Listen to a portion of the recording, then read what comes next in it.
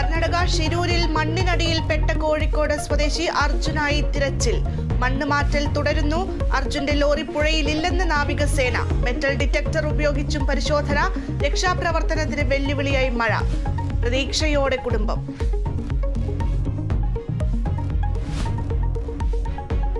ഗവർണർക്ക് വീണ്ടും തിരിച്ചടി. 3 സർവകലാശാലകളിലെ VC നിയമനത്തിനുള്ള സെർച്ച് കമ്മിറ്റി രൂപീകരണം കൂടി തടഞ്ഞ് ഹൈക്കോടതി.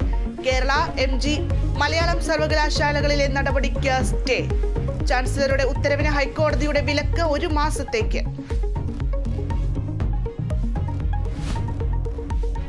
മൈക്രോസോഫ്റ്റിന്റെ ക്ലൗഡ് സേവനങ്ങളിൽ തകരാർ. ആഗോളതലത്തിൽ വിമാന സർവീസിനെയും ബിസിനസ് ഇടപാടുകളെയും ബാധിച്ചു. രാജ്യത്ത് റദ്ദാക്കിയത് 200ഓളം വിമാന സർവീസുകൾ. വാർത്താ വിതരണ ശൃംഖലകളിലും ബാങ്കിംഗ് സേവനങ്ങളും തടസ്സപ്പെട്ടു. പരിഹരിക്കാൻ ശ്രമം തുടരുന്നുവെന്ന് മൈക്രോസോഫ്റ്റ്. TP കൊലക്കേസ് പ്രതികൾക്ക് ശിക്ഷാ ഇളവ് നൽകാനുള്ള നീക്കം ചോർന്നതിൽ അന്വേഷണം.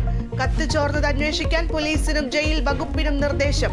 വിവരങ്ങൾ മാധ്യമങ്ങൾക്ക് ലഭിച്ചത് എങ്ങനെയെന്ന് 1 മാസത്തിനകം കണ്ടെത്തണം.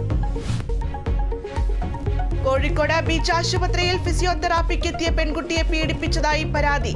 പ്രതി ഫിസിയോതെറാപ്പിസ്റ്റ് മഹേന്ദ്രനായി തിരച്ചിൽ ഊർജിതം.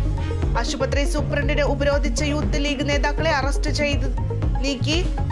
പ്രതിയെ ഒളിവിൽ പോകാൻ സഹായിച്ചത് ആശുപത്രി ജീവനക്കാരെന്ന് യൂത്ത് ലീഗ്. സംസ്ഥാനത്ത് H1N1 ബാധിച്ച് വീണ്ടും മരണം. കൊച്ചിയിൽ ചികിത്സയിലായിരുന്ന 4 വയസ്സുകാരൻ മരിച്ചു. തിരുവനന്തപുരത്ത് ഒരാൾക്ക് കൂടി കോളറ സ്ഥിരീകരിച്ചു. രോഗബാധ. മെഡിക്കൽ കോളേജിലെ കോളറ രോഗിയെ ചികിത്സിച്ച നഴ്സിന്റെ ഭർത്താവിന്. വടക്കൻ കേരളത്തിൽ മഴ തുടരുന്നു. കോഴിക്കോട്, വയനാട്, കണ്ണൂർ, കാസർഗോഡ് ജില്ലകളിൽ ഓറഞ്ച് അലർട്ട്. കണ്ണൂർ പാനൂരിൽ KSEB ജീപ്പ് വെള്ളത്തിൽ മുങ്ങി. വെള്ളക്കെട്ടിൽ ദുരിതത്തിലായി കുട്ടനാട്ടിലെ ജനങ്ങൾ.